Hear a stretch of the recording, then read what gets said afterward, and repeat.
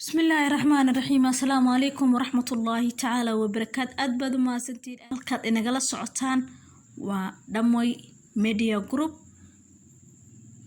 أتكن سيد فصيح دي سو جاري أنا وأنا بريق عبد الله بريق بالشاوي أدبنك أروح معي هرتمال ما أنا هكا دير بانجلي أنا دمان تيم كدموي لكن إن شاء الله أسبوع سعودة وحقبت كيني إيوه soo muuqashadayna way bilaamani doontaa.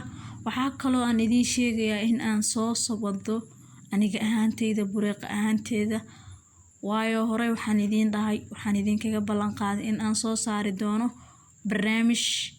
barnaamijkaas oo ah beauty of disability, kaasoo ka macno ah quruxda qofka naafada.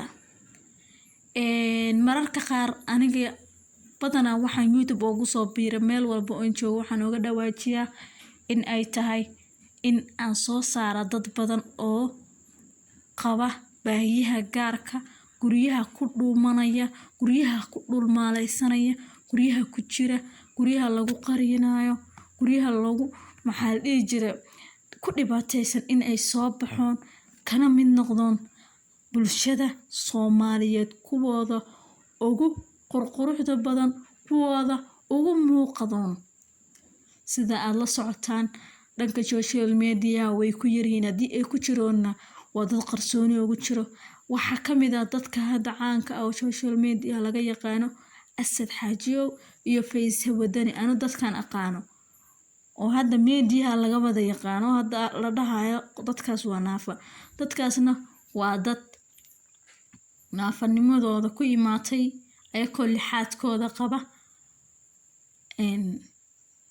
maxal jira xabad iyo waxaas ku dhacay, sas awgeeday ku waayeen xubnahoodii lixaadka ahaa.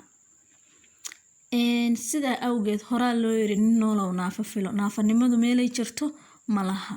ilaahay waa hore wuxuu u yiri haddii aad rabtid aragayga uunkayga kuwaan saqaado. qofka naafada sida cad ama sida banaan waxaa looga baahan yahay dadka inuu isku soo daro. hadal badan ayaa idinku daaninine barnaamijkaas insha Allah tabcuraadiisa boorsamiinadiisa dhammaan waanu ku wada jirnaa. inkastoo ani maalmahan hakad galay awowgay ayaa dhintay, Allah u naxariisto, qabriga Allah u waasiciyo. insha Allah marar badan waan ma arki doontaan barnaamijka beauty of disability. qof walbo naafa oo aad garanayso, qof walaalkiis xitaa aad garanayso, barnaamijka share u dheh si uu u sugo, si uu ugu taamo siduu u arki lahaa qof sidiisoo kale oo wax walba oo dunida yaala qabsan kara. intaa kadib hadal badan ayaa idinku daadinin, waxaan idin wadaa maanso yar oo ka mid ah maansooyinka ay curiyaan qofka naafada ah. oo horeen midaan idin xusuusiyo, naafa haddii la dhaho naafanimadu qofka wuxuu naafooba markuu qalbiga ka naafoobo, ee ma aha qofka lixaadkiisoo hal maqan.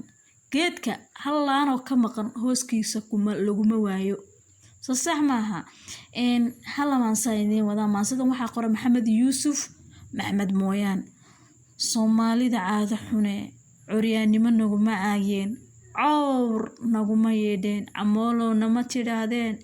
erayada caynkaas ah imisaa calool xumo la jiifaa, cirsi aqalkooda mooday cadceeda aan u soo bixin, dadkeena caadil kala diimay.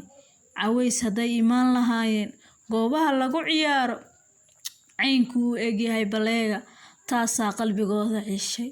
dadkeena haddaad u fiirsato, hadday laba qof wada socoto oo mid ka mid ah arko qof curyaan ah ama si kala yara ah, kaa kale tuso iyagoo eegmo iyo fiirin kala daala. dad badanoo waxaa jira naafaha fariinta iyo eegmada bulshada ugu dhex baxay noloshooda aqalkooda gudihiisa ku dhex dhamaysta. haddii ay tahay markii kugu horeysa soo booqato channelkan, subscribe to our like, share and comment. mahadsanidin. ifka lagu yahay walaal.